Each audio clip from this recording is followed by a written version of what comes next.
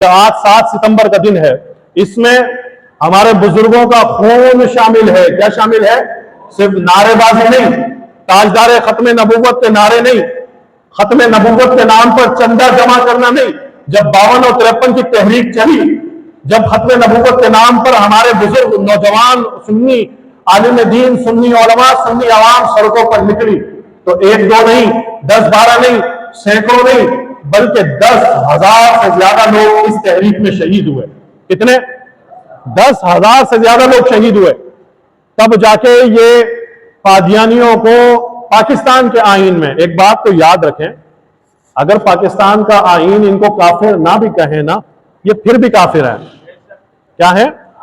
جیسے اللہ کو وحدہ لا شریک ماننا ضروری ہے، حضور علیہ السلام کو اللہ کا نبی اور رسول ماننا ضروری ہے، ایسے ہی حضور علیہ السلام کو اللہ کا آخری نبی ماننا بھی ضروری ہے۔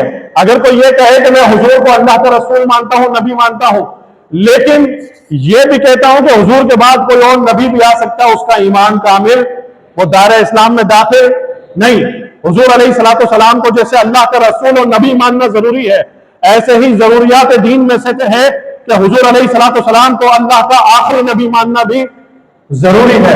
تو حضور علیہ السلام کی اس ختم نبوت پر جب نشتر میڈیکل کالج ملتان کے لوگ ربوہ سے گزرے ٹرین کے اندر، تو انہوں نے تاجدار ختم نبوت زندہ باد کے نعرے لگائے۔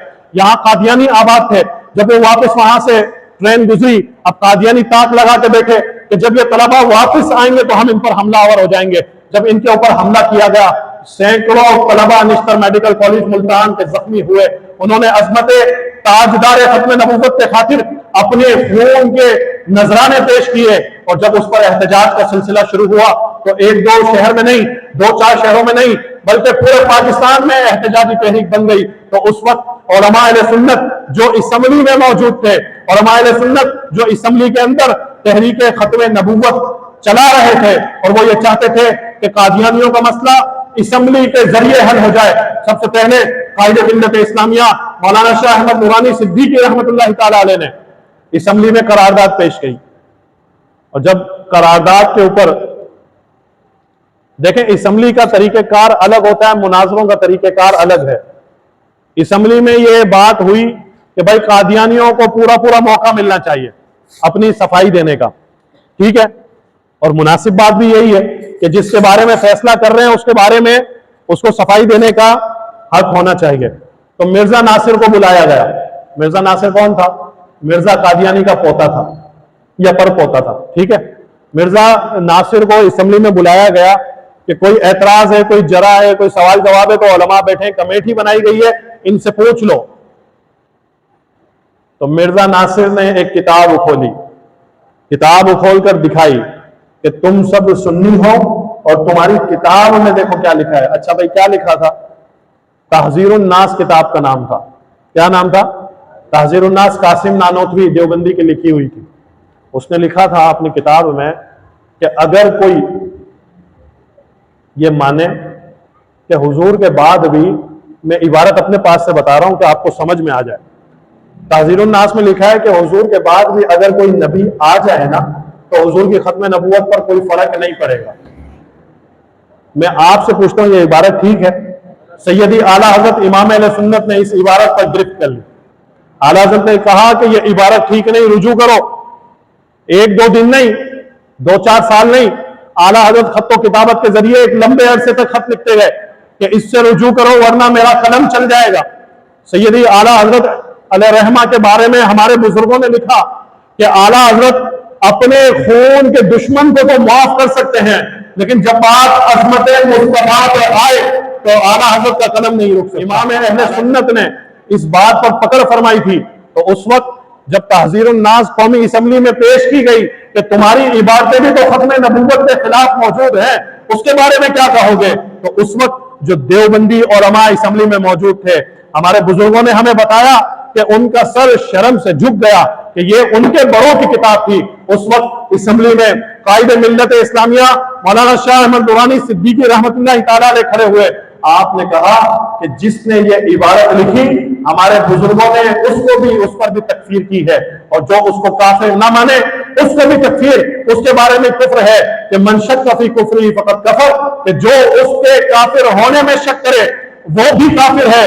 تو اس وقت علماء اہل سنت نے یا رسول اللہ کہنے والوں نے اسمبلی میں اپنے سروں کو شرم سے جھکایا نہیں, بلکہ اپنی گردنوں کو اٹھا کر یہ کہا کہ ہمارے بزرگوں نے کئی سال پہلے اس عبارت پر, اس کتاب پر بھی گرفت فرمائی ہے کہ دیوبندیوں نے ختم نبوت کے نام پر چندہ تو لیا ہوگا, روٹی روزی تو ان کی ہوگی, جلسہ تو انہوں نے کیا ہوگا, جلوس تو نکالے ہوں گے, لیکن ان کی عبادتیں ختم نبوت پر پہرہ داری نہیں کرتی. ختم نبوت پر اگر کسی کا کردار ہے, کسی نے اپنا سب کچھ نچھاور کیا ہے, تو وہ علماء اہل سنت ہے. جب پاکستان میں آئین پاکستان میں یہ تحریر آئی نا کہ پاکستان میں مسلمان کی تعریف لکھو, کہ بھائی مسلمان کہتے کس کو ہیں قانونی طور پر, دیوبندی تو نہیں لکھ سکتے تھے یہ تعریف, کیونکہ انہوں نے کہا تھا کہ حضور کے بعد اگر کوئی نبی آ جائے تو فرق. تو دیوبندی حضرات تو ہاتھ کھڑے کر کے پیچھے ہٹ گئے کہ ہم نہیں لکھ سکتے, اگر ہم کوئی تعریف لکھ دیں گے مسلمانوں کی تو ہمارے بزرگ تو اس میں شامل ہی نہیں ہوں گے, کیونکہ ان کی کتابیں بھری پڑی ہیں. تو اس وقت یا رسول اللہ کہنے والے آگے بڑھے. عبد المصطفیٰ اظہری شیخ الحدیث و تفسیر, حضرت علامہ عبد المصطفیٰ اظہری ملیر کے علاقے سے آپ جیتے تھے. بہار شریعت کتاب کا نام سنا ہے؟ بہار شریعت سب اپنے اپنے گھروں میں رکھیں, آسان ہے, اردو کی کتاب ہے, وہ مسائل سمجھنے میں معاونت ہوتی ہے, مدد ملتی ہے. صاحب بہار شریعت کے صاحبزادے شیخ الحدیث علامہ عبد المصطفیٰ اظہری رحمۃ اللہ تعالی علیہ, آپ کا مزار دارالعلوم امجدیہ میں موجود ہے. جب بھی کراچی جائیں اپنے بزرگوں کی مزارات پر لازمی جایا کریں. عبد المصطفیٰ اظہری قومی اسمبلی کے ممبر تھے اور آپ نے مسلمان کی تعریف لکھی, کیونکہ یا رسول اللہ کہنے والے ہی صحیح تعریف لکھتے ہیں اور وہی لکھ سکتے ہیں. تو آج آئین پاکستان میں جو مسلمان کی تعریف ہے وہ بھی یا رسول اللہ کہنے والوں کی لکھی ہوئی ہے. منوان جیسے آپ نے لکھ کے دی تھی ویسے آئین پاکستان میں شامل ہو گئے. جب اسمبلی میں تحریک چلی, مرزا اپنی بات سے جو ہے اپنی بات کا دفاع نہ کر سکا, اپنے باپ داداؤں کی میراث کا دفاع نہ کر سکا, تو اس کے بعد قائد ملت اسلامیہ مولانا شاہ احمد نورانی صدیقی رحمۃ اللہ تعالی علیہ کو اس وقت کا وزیر اعظم بھٹو, ذوالفقار علی بھٹو سے کہنے لگا کہ نورانی میاں یہ بتائیں کہ اگر مجھ پر بڑا پریشر ہے امریکہ کا اور دیگر لوگوں کا کہ میں قادیانیوں کو کافر نہ کہوں, ڈکلیئر نہ کروں, اگر مجھے بتائیں کہ اگر میں ایسا نہ کروں تو آپ کیا کریں گے. یہ لکھا ہے مسودوں میں.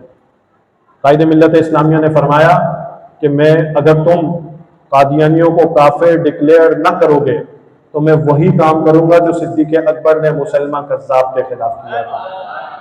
صدیق اکبر نے ضرورت پڑنے پر مسلمہ کذاب اور اس کے لشکر کے لوگوں کی گردنیں اتار دی تھی.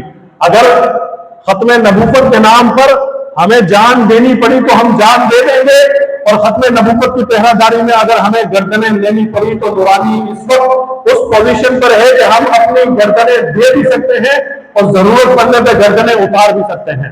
یہ حضور علیہ السلام کی ختم نبوت کی برکت تھی. 8 ستمبر کو 1974 کو یہ قانون پاس ہوا کہ جو حضور علیہ السلام کو آخری نبی نہیں مانے گا وہ دائرہ اسلام سے تو خارج تھا ہی, آئین پاکستان کی روح سے بھی وہ دائرہ اسلام سے السلام کے دامن سے وابستہ رہیں. حضور علیہ السلام کی ختم نبوت اور ناموس رسالت کے مسئلے پر بالکل چوکنا رہیں. بالکل جو ہے آپ نے چوکس رہنا ہے. یہ ایسا باب ہے, یہ ایسا مسئلہ ہے, اس میں سستی کاہلی نہیں ہو سکتی. ہمارا جو بھی حکمران آتا ہے اس کی بس یہی خواہش ہوتی ہے, یہی کوشش ہوتی ہے کہ امریکہ کو کیسے راضی کر لوں, برطانیہ کو کیسے راضی کر لوں, دیگر لوگوں کو کیسے راضی کر لوں. اور وہ یہ چاہتا ہے کہ میں 295C کا قانون ختم کر دوں, میں ختم نبوت کی شک جو آئین پاکستان میں موجود ہے اس کو ختم کر دوں. نہیں, ہمارے بزرگوں نے اور سنیوں نے 10,000 سے زیادہ جنازے اٹھائے, تب جا کے یہ آئین پاکستان کا حصہ بنا. اب اس کی حفاظت کی ذمہ داری آپ پر اور ہم پر ہے, اور اس کی حفاظت کے لیے اگر ہماری یہ جانیں بھی نچھاور ہو جائیں تو ہمیں کوئی بھی آر محسوس کرنے کی ضرورت نہیں. ہمیں یہ پوری امید ہے کہ ہم اگر ختم نبوت کے نام پر اس دنیا سے جائیں گے تو کل بروز قیامت صدیق اکبر کے ساتھ ان مجاہدین کی صف میں شامل ہوں گے جنہوں نے ختم نبوت کے نام پر اپنی جانوں کے نذرانے پیش کیے. قائد سنی تحریک کے دور میں قادیانیوں کا بڑا بول بالا, حکومتی وزارت میں ایک قادیانی کو نگراں گورنمنٹ میں لگا دیا گیا. قائد سنی تحریک نے کہا نہیں، یہ آئینی طور پر پاکستان کے کسی عہدے پر نہیں رہ سکتے، ان کو ہٹاؤ۔ تو قائد سنی تحریک کا اعلان کرنا تھا، یہاں تو کسی ایرے غیرے نتو خیروں سے آپ لوگوں نے ڈر کر جلسہ نہیں کیا، قائد سنی تحریک نے حکومت کو کہا تھا کہ اگر اس کو ہٹاؤ، اس کو نہیں ہٹایا تو 3 دن کے بعد ہم احتجاج کریں گے۔ تو پہلے ہی دن جو ہے وہ نگراں وزیر کو ہٹا دیا گیا جو قادیانی تھا۔ تو الحمدللہ ہمارے بزرگوں نے تحریک ختم نبوت میں ہمیشہ ہمیشہ ہمیشہ بھرپور کردار ادا کیا۔ ہمارے لوگوں نے ختم نبوت کے نام پر روٹی اور چندہ اور پیسے جمع نہیں کیے، بلکہ اپنی جانوں کے نذرانے پیش کیے۔ فیض آباد کو اٹھا کر دیکھیں، وہاں پر پتہ چلے گا خادم حسین رضوی رحمۃ اللہ تعالیٰ علیہ اگر موجود تھے، اور شہید ہونے والے جتنے تھے سب یا رسول اللہ کہنے والے تھے۔ فیض آباد میں اگر کسی نے ختم نبوت پر پہرہ داری کی تو وہ یا رسول اللہ کہنے والے تھے، صلاۃ و سلام پڑھنے والے تھے۔